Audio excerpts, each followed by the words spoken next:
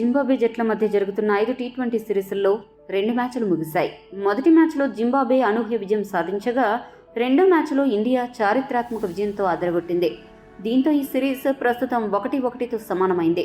యువ ఆటగాళ్లు తమకు వచ్చిన అవకాశాన్ని వినియోగించుకోవడంలో మొదట్లో తడబడినా రెండో మ్యాచ్లో సూపర్ పర్ఫార్మెన్స్తో దుమ్ములేపారు.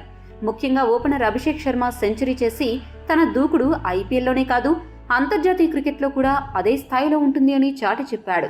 ఇదంతా బాగానే ఉంది, కానీ ఇప్పుడే అసలు సమస్య మొదలైంది. వివరాలకు వెళితే వెస్టిండీస్లో హరికేన్ ప్రభావం వలన టీమిండియా భారతదేశం చేరుకోవడంలో ఆలస్యం కావడంతో జైస్వాల్, సంజు, దూబేలను మొదటి 2 టీ20ల నుండి తప్పించింది జట్టు యాజమాన్యం. అయితే ఇప్పుడు వారు జింబాబ్వేకి పయనమవుతున్నారు. బుధవారం జరగబోయే 3వ టీ20 నుండి అందుబాటులో ఉంటారు. కాబట్టి ఓపెనర్గా ఎవరు దిగబోతున్నారు అనేది ఇప్పుడు కొత్త సమస్య తలెత్తింది. ప్రస్తుతం జైస్వాల్, అభిషేక్ మధ్య తీవ్ర పోటీ నెలకొంది. ఇద్దరూ ఎడమ చేతి వాటం ఆటగాళ్లు కావడం, దూకుడుగా ఆడే నైజం కలిగి ఉండడంతో ఎవరిని ఓపెనర్గా పంపాలి అనే ప్రశ్న తెరపైకొచ్చింది. ఎవరో ఒక్కరికి మాత్రమే జట్టులో స్థానం కల్పించే అవకాశం ఉండడంతో ఎటూ తేల్చుకోలేని పరిస్థితి ఏర్పడింది. గిల్ కెప్టెన్ కావడంతో అతన్ని పక్కన పెట్టారు. ఒక ఓపెనర్గా గిల్ కొనసాగుతాడు. రుతురాజ్ కూడా రెండో టీ20లో 77 పరుగులు చేసి అజేయంగా నిలిచి జట్టు భారీ స్కోరు చేయడంలో తన వంతు పాత్ర పోషించాడు. కనుక అతన్ని కూడా తప్పించారు.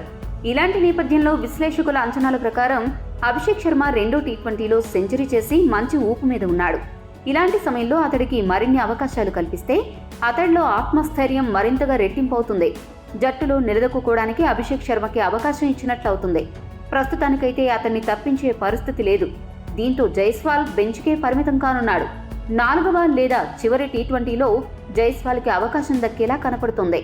మరి జైస్వాల్, అభిషేక్ శర్మల్లో ఎవరిని ఓపెనర్గా దించాలని మీరు భావిస్తున్నారో కామెంట్ చేయండి. మరిన్ని అప్డేట్స్ కోసం మా ఛానల్ సబ్స్క్రైబ్ చేసుకోండి.